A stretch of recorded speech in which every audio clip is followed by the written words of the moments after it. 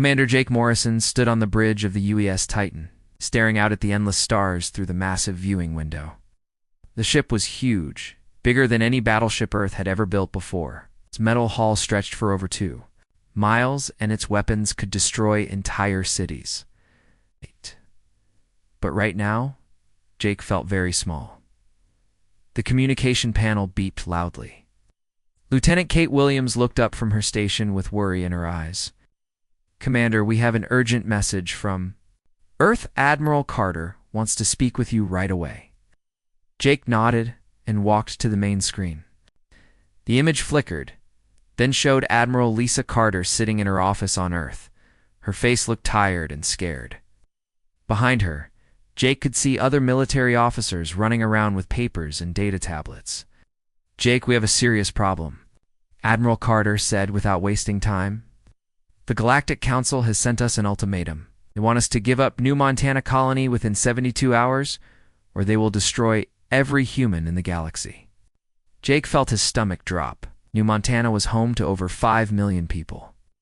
Families lived there, children went to school there, and farmers grew food to feed other colonies. It was not just a planet, it was a home. "What do they want with New Montana?" Jake asked. "They say, we humans are growing too fast. We have built too many colonies in too short a time. The Council thinks we are dangerous and need to be stopped before we become too powerful," Admiral Carter explained. "They have ruled the galaxy for thousands of years, and they do not want any new species to challenge them." Captain Amy Foster, the ship's tactical officer, stepped forward. She was a tough woman who had fought in many battles. "How many ships do they have, Admiral?" "Our intelligence reports show over 3,000 ships from 12 different alien species. They have been building this fleet for months while pretending to be our friends," Admiral Carter said. Her voice was bitter. "We should have seen this coming." Chief Engineer Paul Davis came onto the bridge carrying a data tablet.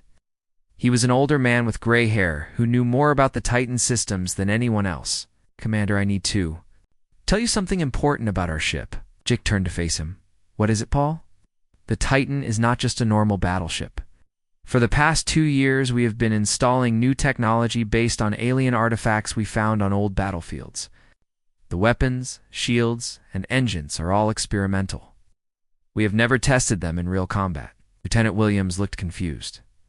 "What kind of alien artifacts?" "Pieces of ships and weapons from wars that happened long before humans ever left Earth.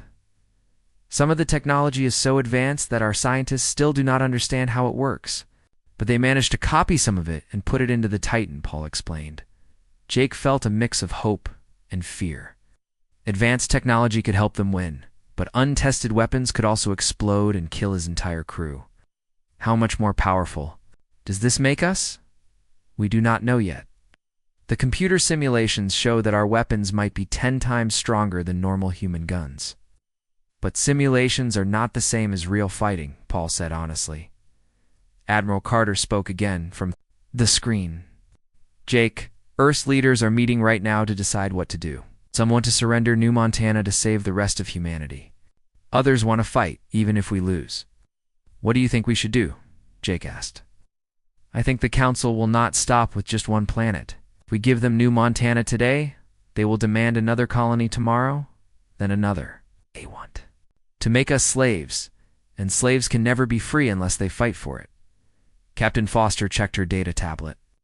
"Admiral, what about the other human ships? How many do we have? Not enough?" "The Council has been planning this for a long time. They waited until most of our fleet was spread out across different systems. We can only gather about 200 ships to defend Earth, and most of them are much smaller than the Titan." Jake looked around at his crew. These were good people who had families and dreams. He did not want to lead them into a battle they could not win. But he also could not let millions of innocent people die without trying to save them. "Sir, I am getting strange readings from our sensors," Lieutenant Williams reported. "There are ships moving toward the edge of our solar system. Lots of them." Paul checked his instruments. "Those are not human ships. The energy signatures are all wrong." Admiral Carter's face became even more serious. "They are not waiting for the 72 hours to end. The Council is already moving their ships into position to attack. Jake made his decision. Admiral, what are your orders? Take the Titan to the Centauri system and wait for further instructions. We will try to negotiate one more time, but I do not think the aliens want to talk. They want to show the galaxy what happens to species that do not obey the Council. Understood. We will be ready for whatever comes next. Admiral Carter nodded. Jake, the fate of humanity might depend on your ship and crew. The Titan is our most advanced battleship, and you are our best commander. If anyone can find a way to win this war, it is you. The communication ended, leaving the bridge quiet, except for the soft hum of the ship's engines. Jake looked at each member of his crew. They were scared, but they were also determined. These people would follow him into battle against impossible odds because they believed in protecting their families and their freedom. Set course for the Centauri system maximum. Speed, Jake ordered. Course set, Commander, the navigator replied, as the Titan turned toward its destination. Jake wondered if they were flying toward victory or toward their deaths. The Council had ruled the galaxy for thousands of years, but they had never faced humans in a real war before. Maybe that would be enough to make the difference. Maybe it would be enough to save them all. The Titan dropped out of faster-than-light travel at the edge of the Centauri system. Commander Jake Morrison watched the main screen as stars appeared around them. Everything looked peaceful, but Jake knew that enemy ships were somewhere nearby. Scanning. For alien vessels, Lieutenant Kate Williams reported from her station. Her fingers moved quickly across the control panel. I am detecting multiple energy signatures about 50,000 kilometers away. Jake felt his heart beat faster. How many ships? At least 30 that I can see. They are arranged in a defensive formation around a large command vessel. Kate's voice was steady, but Jake could hear the worry underneath. Captain Amy Foster studied the tactical display. Those are not the main fleet. These must be advanced scouts sent to watch for our ships. Lieutenant Commander Ryan Brooks, who handled all communications, suddenly looked up from his station. Commander, I am receiving a message from Earth, Admiral. Carter wants to speak with you. The main screen changed to show Admiral Carter in her command center. Behind her, Jake could see dozens of officers working at computers and talking into headsets. The room looked busy and tense. Jake, the diplomatic talks have failed completely, Admiral Carter said, without waiting for greetings. The Council's representative refused to negotiate. They said humanity is a disease that must be removed from the galaxy for the good of all other species. Jake clenched his fists. What kind of representative did they send? A creature called a Vector. It looked like a giant lizard walking on two legs, with sharp teeth and cold yellow eyes. When our diplomats tried to explain that we only want to live in peace, it laughed at them. It said young species always think they deserve to survive, but the galaxy belongs to those who are strong enough to rule it. Chief Engineer Paul Davis stepped forward. Admiral, what are our orders now? You are authorized to defend yourselves and gather intelligence on Council forces. Earth needs to know what we are facing. Admiral Carter paused, then added, Jake, I want you to know that 6 more human colonies have gone silent in the past hour. We think the Council is already attacking them. Jake felt anger rise in his chest. The aliens were not just threatening humanity. They were already killing innocent people. We understand, Admiral. We will do whatever's necessary. The communication ended. Jake turned to his crew and saw the same anger in their faces. These people had joined the military to protect their families and their worlds. They were watching those worlds die while politicians failed to stop it. Commander, one of the alien ships is moving toward us, Lieutenant Williams announced. It appears to be a scout vessel, much smaller than the others. Jake looked at the tactical display. The approaching ship was about the size of a human destroyer, but its design was completely different. It had a long, thin hull with strange, curved sections that seemed to glow with their own light. Open a communication channel, Jake ordered. Let me try to talk to them. Ryan worked at his station for a moment, then nodded. Channel open, sir. The main screen flickered and showed the inside of the alien ship. The creature standing in front of the camera was exactly like Admiral Carter had described. It was tall and covered in dark green scales, with a long snout full of sharp teeth. Its yellow eyes looked at Jake with obvious hatred. "Human vessel, you will surrender immediately and prepare to be destroyed," the alien said in heavily accented English. "Your species has been judged unworthy of continued existence." Jake stepped forward. "We are not here to fight. We only want to protect our people and our colonies. Surely we can find a peaceful solution." The alien made a sound that might have been laughter. "Peace is for equals. You are insects that have forgotten your place. The Council has ruled this galaxy for 3,000 years. We'll rule it for 3,000 more, and there will be no room for aggressive young species who think they can challenge the natural order. Our colonies have millions of innocent people, children, families, farmers. They have done nothing wrong.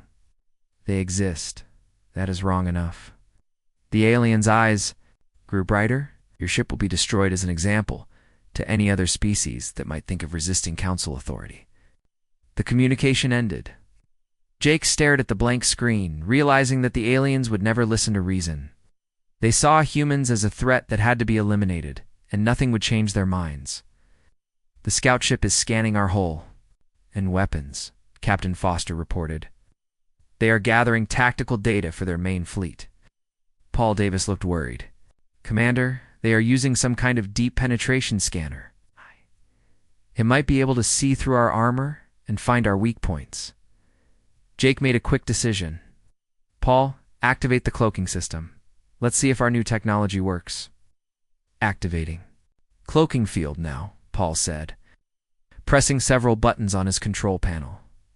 The lights on the bridge dimmed. Slightly as power was redirected to the cloaking system. Jake watched the main screen where the alien scout ship was still visible. "Kate, are we invisible to their sensors?" Lieutenant Williams checked her instruments. "Yes, sir. The alien ship has lost all contact with us. It cannot see us on any frequency." On the screen, Jake could see the alien ship turning in confused circles. It was broadcasting signals in all directions trying to find the Titan, but the human battleship had simply vanished. "The scout ship is sending distress signals to the main fleet," Ryan reported. "They are asking for help and reporting that a human vessel has disappeared using unknown technology." Jake smiled grimly. The aliens thought they knew everything about human capabilities, but they had just discovered they were wrong. The Titan had advantages they did not expect. "Amy, target their engines with our particle beam cannons. If we are going to start a war, we might as well make it count." Captain Foster prepared the weapons. "Weapons ready, sir." Jake took a deep breath. Once he gave this order, there would be no going back. Humanity would be at war with the most powerful alliance in the galaxy. But those aliens had already decided to destroy every human in existence. The only choice was to fight back. Fire. The Titan's particle beam cannon fired with a bright flash of blue light.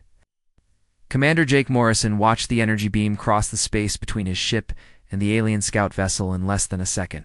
He expected to see damage to the enemy ship's engines, maybe disable it so they could escape. What happened next shocked everyone on the bridge. The alien scout ship simply vanished. One moment it was there, spinning in confused circles while searching for the cloaked Titan.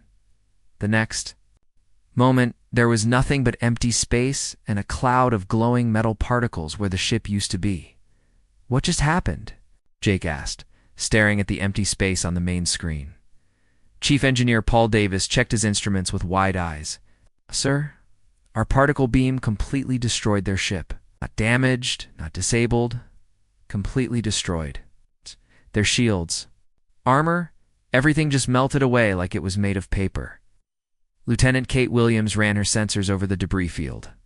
"I am reading traces of exotic metals and advanced alloys. That ship was much more heavily armored than our intelligence," reports suggested. "Our weapons should not have been able to destroy it so easily." Captain Amy Foster looked confused. "Paul, how is that possible?" "The alien ship looked much more advanced than anything we have ever seen." Paul shook his head. "I think our weapons work on completely different principles than theirs. The aliens have been building ships and weapons the same way for thousands of years. They probably never encountered anything like our particle beams before." Jake felt a strange mix of hope and fear. If human weapons were this powerful against alien ships, maybe they had a chance to win this war. But it also meant the fighting would be much more deadly than anyone expected. Ryan, are the other alien ships responding to the destruction of the Scout? Jake asked. Lieutenant Commander Ryan Brooks listened to his communication equipment. No, sir. The Scout ship was destroyed too quickly to send a distress signal. The other ships in the area do not know what happened yet. Jake made a quick decision. Set course for the Kepler asteroid field. We need somewhere to hide while we figure out what we are dealing with. Navigator Helen Price plotted their course. The asteroid field will provide good cover, Commander. The rocks will interfere with most types of sensors. As the Titan flew toward the asteroid field, Jake thought about what had just happened. One shot from their experimental weapons had completely destroyed an advanced alien warship. If this was how powerful the Titan really was, then maybe Earth had a chance after all. The ship entered the asteroid field and found a hiding spot between two large rocks. From here, they could watch the main Council fleet without being detected. What do you see out there? Jake asked. Lieutenant Williams studied her sensor displays carefully. The main fleet has over 800 ships arranged in battle formation. I can see 12 different ship designs, each one representing a different alien species in the Council. Can you identify any weaknesses in their formations? Yes, sir. Each species keeps their ships grouped together instead of mixing them up. The reptilian Vector ships are in the center, surrounded by the other species. It looks like they do not trust each other very much. Paul Davis ran analysis programs on the alien energy signatures. Commander, I am seeing something interesting. Each species uses different types of shields and armor. Vector use energy shields, but the insect-like Zephyrians use some kind of bioorganic armor. The crystal beings called Nexari seem to have both. Jake studied the information. What does that mean for our weapons? It means our particle beams might work differently against each type of ship. It could be very effective against some species, and less effective against others. Ryan suddenly looked up from his station. Commander, I am intercepting Council communications. They are discussing their battle plans. What are they saying? The fleet admiral is a Vector named Supreme. Commander Krath. He is telling his subordinates that this will be a simple police action to remove a minor threat. He says human technology is primitive and expects to win the battle in less than one. One day, Jake felt anger at the aliens' arrogance. What else? They are planning to attack Earth's outer colonies first, then move toward Earth itself. They want to destroy our shipyards and military bases before we can build more ships. Commander Krath says they will leave Earth's cities intact so they can use human survivors as workers. The crew exchanged angry looks. The aliens were not just planning to defeat humanity in battle. They wanted to make the survivors into slaves. Sir, the Council fleet is beginning to move, Captain Foster reported. They are heading toward human space. Jake realized this was his chance to test the Titan's capabilities against a larger force. Amy, can you identify the fleet's command? Ships? Yes, sir. There are 3 large vessels that appear to be coordinating the other ships. If we could destroy or disable them, it might cause confusion in their ranks. Paul checked the ship's weapon systems. Commander, all are experimental. Systems are operating normally. The particle beam cannons are recharged and ready to fire. Jake made his decision. We're going to attack their command ships. If we can make them think we are more dangerous than they expected, maybe we can buy Earth some time to prepare defenses. There are over 800 enemy ships out there. Are you sure about this? Helen asked. I am sure that we cannot let them reach Earth unopposed. Kate, activate the cloaking system. Amy, prepare all weapons. You're going to hit them hard. Fast, then disappear before they can respond. The Titan began moving through the asteroid field toward the alien fleet. Jake watched the enemy ships grow larger on the main screen. Each one was filled with beings who wanted to destroy his species and enslave his people, but the aliens had made one critical mistake. They thought they understood human technology and human determination. They were about to learn they were wrong on both counts. Approaching firing range, Captain Foster announced. Fire when ready, Jake ordered. The Titan decloaked directly behind the Council fleet's largest command ship. 3 particle beam cannons fired simultaneously, and another alien vessel was destroyed in a flash of brilliant light. The war for humanity's survival had truly begun. The Council's command ship exploded in a massive ball of fire and metal fragments. Commander Jake Morrison watched pieces of the alien vessels scatter across space as the other enemy ships turned in confusion, trying to find what had attacked. Them cloaking field active? We are invisible again, Chief Engineer Paul Davis reported from his station. Ryan, what are the Council ships doing? Jake asked. Lieutenant Commander Ryan Brooks monitored the alien communications. They are incomplete. Panic, sir. The fleet admiral is screaming at his subordinates, demanding to know how humans destroyed his flagship. Many of the alien captains are reporting that their sensors cannot detect any human ships in the area. Captain Amy Foster smiled grimly. Good. Let them wonder what hit them. The Titan moved silently through space, positioning itself for another attack. Jake studied the enemy formation on the main screen. Aliens had spread their ships wider apart, making it harder to target multiple vessels at once. Kate, are you picking up any other transmissions? Jake asked Lieutenant Williams. Right. Sir, but not from the Council fleet. I am detecting signals from other alien species throughout the galaxy. Word of our attacks is spreading very quickly. What are they saying? Kate adjusted her equipment to translate the foreign languages. Many of them sound excited. There are species talking about humans fighting back against the Council. Some are calling us brave. Others are calling us crazy. Jake felt surprised. I thought all alien species supported the Council. Paul Davis looked up from his instruments. Commander, I am reading something interesting in the old database files. Many of the species in this galaxy were conquered by the Council hundreds or thousands of years ago. They might not be happy about Council rule. Ryan suddenly became very alert, sir. I am receiving a coded transmission on a frequency that is not used by Council ships. Put it on the main screen. The image that appeared showed a strange alien creature with blue skin and large black eyes. It spoke in broken English, but Jake could understand the words. Human ship, we are the Kaleri. We have watched your battle against the Council. We wish to help you fight against our oppressors. Jake felt his heart race. An alien species wanted to help humanity instead of destroy it. Can you tell me more about your people? The Council conquered our worlds 50 years ago. They took our freedom and made us work in their factories. Many species in this galaxy hate the Council, but were too afraid to resist. You have shown that the Council can be defeated. What kind of help can you offer? We can give you information about Council ship designs and battle tactics. We know the locations of their supply bases and repair stations. Most importantly, we can tell you which species in the Council Alliance are unhappy and might switch sides if you continue to win battles. Jake looked at his officers. This could be the advantage they needed to turn the war in humanity's favor. We accept your help. Send us whatever information you can. The transmission ended, but Ryan immediately picked up more coded signals. Commander, I am now receiving messages from 6 different alien species. They all want to help us fight the Council. Paul checked his database again. Sir, according to our records, the Council rules over 47 different species. If even half of them decide to rebel, the Council's power could collapse completely. Jake realized that the Titans' attacks were doing more than just destroying enemy ships. They were inspiring a galaxy-wide revolution against the Council's rule.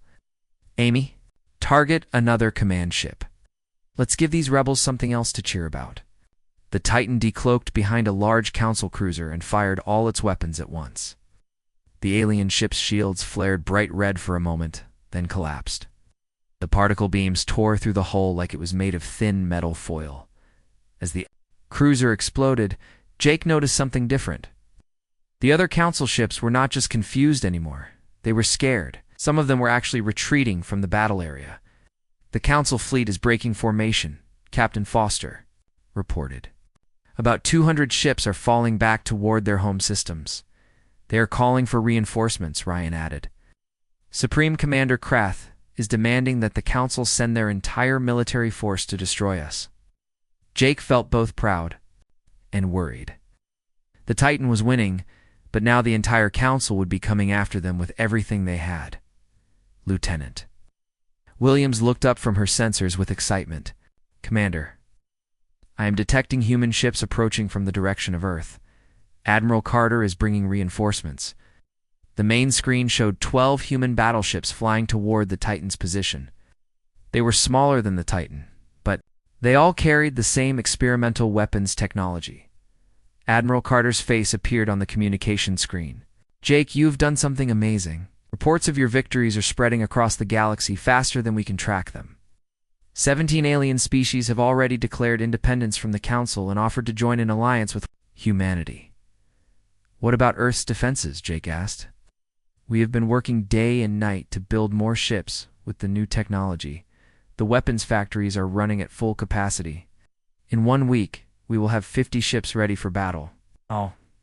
1 month, we will have 200. While Davis smiled. Admiral, the Council might have superior numbers right now. We have superior technology and growing support from other species. Exactly. The Council thought they could destroy humanity quickly before we became a real threat. But your actions have bought us the time we need to build a proper defense force. Jake looked at the tactical display showing both human and alien ships positioned across the star system. What are your orders, Admiral? Continue your hit-and-run attacks, but be careful not to lose the Titan. That ship has become a symbol of hope for oppressed species throughout the galaxy. As long as it keeps fighting, the rebellion will continue to grow. Understood. We'll make sure the Council remembers this day. As the Admiral's transmission ended, Jake turned to address his crew. These people had helped him start a revolution that was changing the entire galaxy. The war was far from over, but for the first time since receiving the Council's ultimatum, Jake believed that humanity could actually win. Set course for the Vega system, he ordered. Let's go find more Council. Ships to destroy! 3 months had passed since the Titan first fired on a Council scout ship. Now Commander Jake Morrison stood on the bridge watching the largest space battle in galactic history unfold around Earth. The Council had brought their entire military force to destroy humanity once and for all. Over 10,000 alien ships filled the space around Earth's solar system. But humanity was no longer alone. Kate, give me a count of our allied forces, Jake ordered Lieutenant Williams. We have 400 human ships and over 2,000 ships from 36 different alien species that have joined our alliance, she reported. The Kalari brought their entire fleet. Xanti rebels split from the Council last week and brought 800 ships with them. Admiral Lisa Carter's face appeared on the main communication screen. She was commanding the defense of Earth from a massive space station that had been built in just 2 months. Jake, the Council's Supreme Commander Krath, is demanding to speak. With you personally? Says the Council is willing to negotiate? Jake felt surprised. They want to negotiate now? After bringing 10,000 ships to destroy us? I think they are starting to realize they cannot win this war. Half the galaxy is turned against them, and their own alliance is falling apart. 3 more Council species declared independence. Just this morning, Capt. Amy Foster checked the tactical display. Commander, the Council fleet is holding position just outside weapons range. They're not attacking, but they're not retreating either. Put Krath on the main screen, Jake decided. Let's hear what he has to say. The image changed to show the reptilian Supreme Commander standing on his flagship's bridge. His yellow eyes burned with hatred, but Jake could also see fear in them. Behind Krath, other Council officers looked worried and defeated.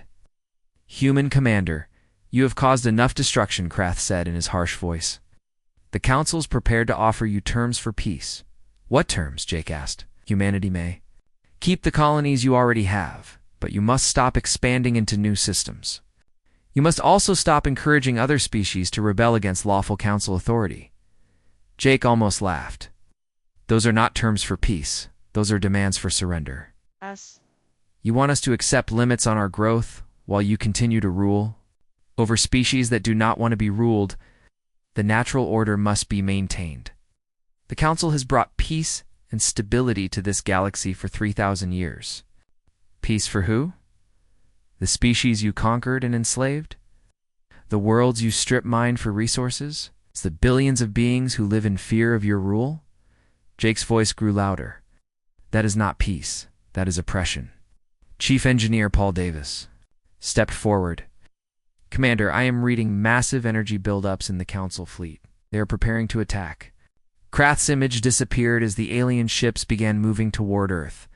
The final battle was about to begin. All ships, this is Commander Morrison. Jake broadcast to the entire Allied fleet. The Council has chosen war over freedom. Today, we fight not just for humanity, but for every species that dreams of living free.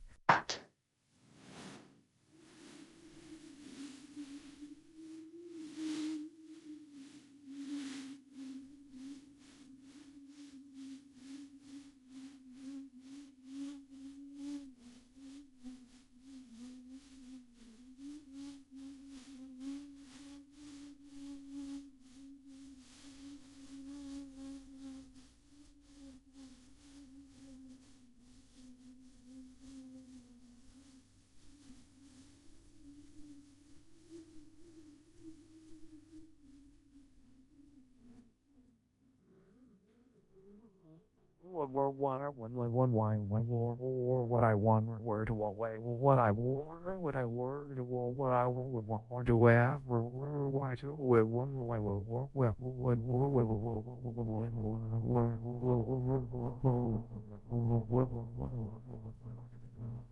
The Titan charged forward, leading the human fleet toward the approaching enemy. Jake watched as ships from dozens of different species followed them into battle.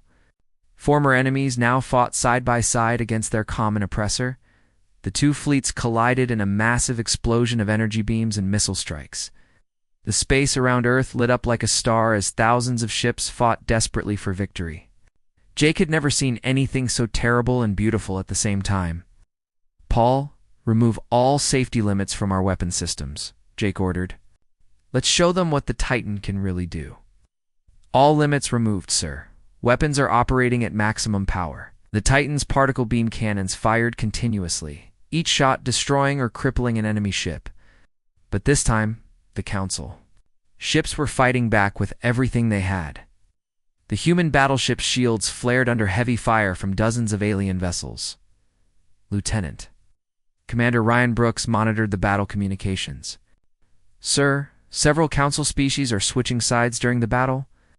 The crystal beings and the plant creatures have stopped fighting and are asking to join our alliance. The Council alliance is collapsing, Captain Foster observed. They cannot fight a war when half their own ships are switching sides. Jake watched Supreme Commander Krath's flagship trying to escape the battle. The reptilian leader had realized that his cause was lost and was attempting to flee. Kate, lock weapons on Krath's ship. This war ends when he is defeated. Target. Locked, sir. Fire. The Titan's main guns fired their most powerful shot yet. The energy beam crossed space and struck Krath's flagship directly. The massive ship's shields collapsed instantly, and its hull began to melt like hot metal. Within seconds, the Supreme Commander and his vessel were reduced to glowing particles. Council forces are surrendering, Ryan reported. Oh. The remaining ships are laying down their weapons and requesting mercy. Jake looked around the bridge at his crew. These people had helped him turn a single battleship into the spark that ignited a galactic revolution. Millions of beings across hundreds of worlds would live free because of what they had accomplished. Admiral Carter's voice came over the communication system. Hey, Jake, representatives from 43 different species are requesting to meet on Earth to discuss forming a new galactic government based on freedom and cooperation instead of conquest and oppression. Jake smiled. Tell them humanity would be honored to host such a meeting. But make sure they understand that this new government will be different. Every species will have an equal voice, and no one will be forced to join. As the battle ended and the surviving Council ships surrendered, Jake looked out at the stars and realized that everything had changed. The galaxy would never again be ruled by fear and tyranny. Species would choose their own destinies and work together as equals. The Titan had started as one ship, facing impossible odds. Now it had become the symbol of freedom for an entire galaxy. Jake knew that his crew's actions would be remembered for thousands of years as the moment when oppression ended and true peace began. The age of the Council was over. The age of freedom had begun.